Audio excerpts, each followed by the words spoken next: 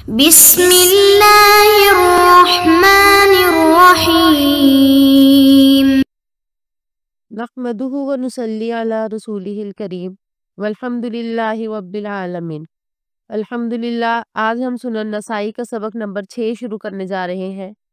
اگلا سبق شروع کرنے سے پہلے خلاصہ جات کو ایک نظر دیکھ لیتے ہیں کہ گزشتہ سبق میں ہم نے مسواک کی اہمیت، مسواک کے فضائل اور اس بارے میں پڑھا کہ مسواک فرض نہیں ہے، اور آج کے سبق میں ہم عند کل صلاۃ سے مراد اور کل حین کی وضاحت اور فطرت سے کیا مراد ہے اس کے بارے میں جانیں گے۔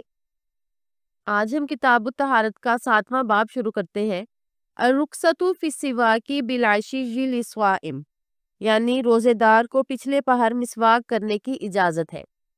وبہ قال اخبرنا قتیبۃ بن سعید عن مالک عن ابی الزناد عن الاعرج عن ابی ہریرہ ان رسول اللہ صلی اللہ علیہ وسلم قال لولا ان اشق علی امتی لامرتهم بالسواک عند کل صلاۃ۔ حضرت ابو ہریرہ رضی اللہ عنہ سے روایت ہے کہ رسول اللہ صلی اللہ علیہ وآلہ وسلم نے فرمایا، اگر یہ بات نہ ہوتی کہ میں اپنی امت پر مشقت ڈال دوں گا تو میں انہیں ہر نماز کے وقت مسواک کرنے کا حکم دیتا۔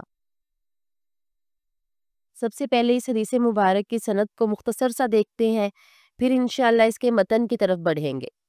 اس حدیث مبارک کے پہلے راوی قتیبہ بن سعید کا تذکرہ پہلے ہو چکا اور دوسرے راوی مالک بن انس ہے۔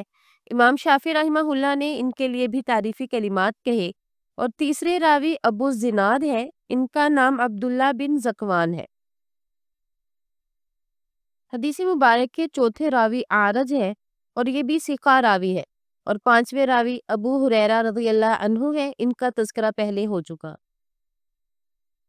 اس حدیث مبارک سے معلوم ہوا کہ مسواک کرنا مستحب ہے، فرض نہیں، اور عند کل صلاۃ کے عموم کے تحت پچھلے پہر کی نمازیں یعنی ظہر اور عصر بھی آ جاتی ہے، لہٰذا ہر نمازی مسواک کر سکتا ہے، خواہ وہ روزے دار ہو یا غیر روزے دار۔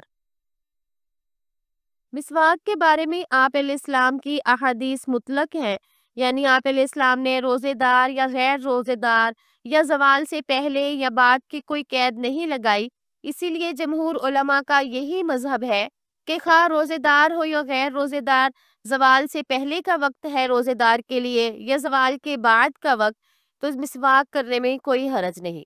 لیکن امام شافعی رحمہ اللہ نے اس بات کو ناپسند کیا کہ زوال کے بعد مسواک کی جائے بوجہ خلوف کے زائل ہونے کے، اور دوسرے حضرات فرماتے ہیں کہ خلوف کا تعلق معدے سے ہے، منہ سے اس کا کوئی تعلق نہیں، اگر مسواک کی جائے تو اس سے منہ کی بو ختم ہوگی، دانت صاف ہوں گے، تو اس وجہ سے یہ حدیث اس کے معارض نہیں ہے، اور زوال کے بعد بھی مسواک کر لی جائے تو اس میں کوئی حرج نہیں۔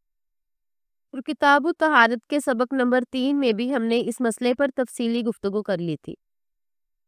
بعض اہل علم کا قول ہے کہ ہر نماز کے وقت سے مراد وضو کے وقت مسواک کرنا ہے، نہ کہ عین نماز کے لیے کھڑے ہوتے وقت مسواک کرنا، کیونکہ اس صورت میں کلی کیے بغیر منہ کی آلودگی ختم نہ ہوگی، لیکن مذکورہ بالا توجیہ ظاہر نص کے خلاف ہے۔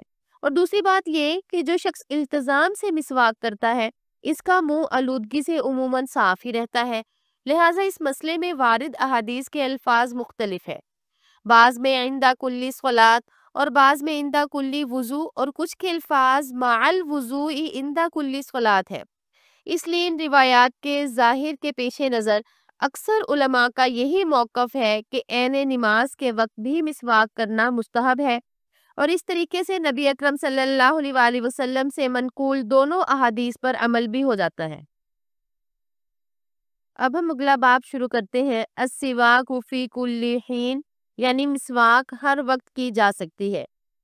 وبہ قال اخبرنا علی بن خشرم قال حدثنا عیسیٰ وهو ابن یونس عن مسعر عن المقدام وهو ابن شریح عن ابیہ قال قلت لعائشة بأي شيء كان يبدأ النبي صلی اللہ علیہ وسلم اذا دخل بیتہ قالت بالسواک۔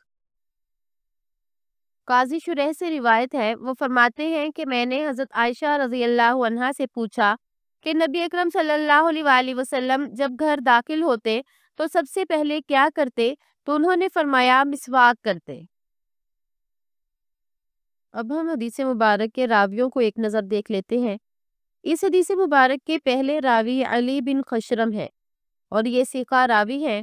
امام نسائی اور ابن حبان نے انہیں ثقہ راویوں میں شمار کیا۔ اور دوسرے راوی عیسیٰ ہے اور یہ ابن یونس کے نام سے زیادہ مشہور ہے۔ حدیث مبارک کے تیسرے راوی مسعر ہے اور یہ بھی ثقہ راوی ہے۔ ابن المبارک نے ان کے لیے تعریفی کلمات کہے۔ اور چوتھے راوی مقدام ہے اور یہ بھی ثقہ راوی ہے۔ چوتھے راوی شریح بن ہانی ہے اور یہ بھی ثقہ راوی ہے۔ اور پانچویں راویہ ام المؤمنین حضرت عائشہ رضی اللہ عنہا ہے۔ ان کا تذکرہ حدیث نمبر 5 کے تحت گزر چکا۔ اس حدیث مبارک میں ایک لفظ استعمال ہوا بھی اجی شیئن، با حرف جر اجی شیئن مجرور ہے اور یہ یبداؤ کے متعلق ہوگا۔ اس حدیث پر امام نسائی رحمہ اللہ نے جو باب قائم کیا، اس سے معلوم ہوا کہ مسواک کرنے کا کوئی خاص وقت نہیں ہے، بلکہ اکثر مسواک کی جا سکتی ہے جب ضرورت محسوس ہو۔ اور آپ علیہ السلام گھر داخل ہوتے وقت بھی مسواک فرماتے تھے، تو اس سے ہمیں آداب معاشرت بھی معلوم ہوا۔